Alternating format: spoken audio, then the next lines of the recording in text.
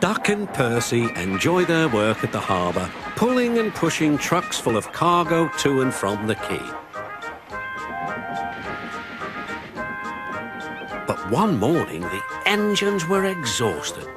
The harbour was busier than ever.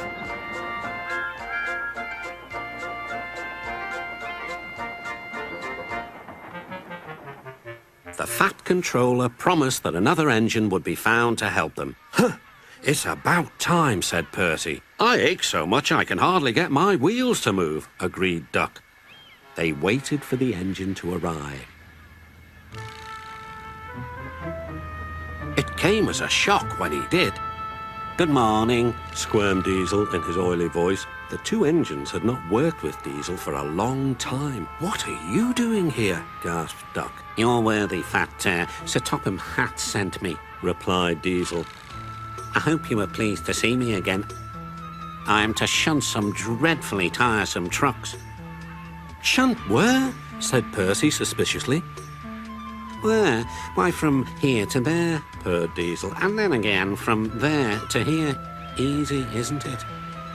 With that, Diesel, as if to make himself quite clear, bumped some trucks hard. "Oh!" screamed the trucks. "Grrr!" growled Diesel. Percy and Duck were horrified. They did not trust Diesel at all. They refused to work and would not leave their shed. The Fat Controller was enjoying his tea and ice bun when the telephone rang. "So there's trouble in the harbour yard? I'll be there right away." Diesel was working loudly and alone. Cargo lay on the quay, ships and passengers were delayed. Everyone was complaining about the Fat Controller's railway.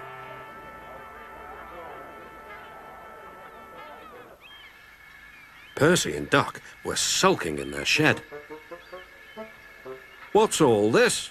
demanded the Fat Controller. We're on strike, sir," said Percy. "Yes," added Duck. "Beg pardon, sir, but we won't work with Diesel, sir." Then, in a quiet, hurt voice, he added, "You said you'd sent him packing, sir." "I have to give Diesel a second chance. I'm trying to help you by bringing Diesel here. Now you must help me. He was the only engine available." Percy and Duck went sadly back to work. Next morning, things were no better. Diesel's driver had not put his brakes on properly, and Diesel started to move. He went bump, straight into Percy. Percy had an awful fright. "Wake up there, Percy," scowled Diesel. "You have work to do." He didn't even say he was sorry to Percy. Later, Diesel bumped the truck so hard that the loads went everywhere. "What will the Fat Controller say?" gasped Percy. "He won't like it," said Duck. "So who's going to tell him, I wonder?" said Diesel. "Two little goody-goody telltales like you, I suppose." Percy and Duck did not want to be telltales, so they said nothing. Diesel was ruder than ever. Next day, he was shunting trucks full of china clay. He banged the trucks hard into the buffers, but the buffers weren't secure.